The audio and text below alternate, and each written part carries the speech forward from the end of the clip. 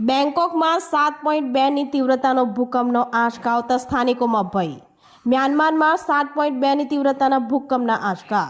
બેંકોકમાં 7.2ની તીવ્રતા અનુભવતા સ્થાનિકોમાં ભયનું વાતાવરણ જોવા મળ્યું હતું. મસમોટી ઇમારતો પત્તાની મહેલના માફક ધરાશયી થઈ હતી. લોકો જાહેર માર્ગ ઉપર ઉતરી પડ્યા હતા. ઈજાગ્રસ્તોને હોસ્પિટલની સેવા પણ રોડ ઉપર આપવામાં આવી હતી. જ્યારે બેંકોકમાં ભૂકંપ આવતા ઇમરજન્સીની જાહેરાત કરાઈ. ભૂકંપનું કેન્દ્ર બિંદુ મ્યાનમારના માદુલાલય શહેરમાં નોંધાયું હતું. આ ઉપરાંત થાઇલેન્ડમાં પણ ભૂકંપથી ઘણી ઇમારતો ધરાશયી થઈ હતી. તેમજ ચીનમાં પણ ભૂકંપના આંચકા અનુભવાયા હતા. ભૂકંપની અસર મેઘાલયમાં પણ 4.0ની તીવ્રતાના આંચકા અનુભવાયા હતા.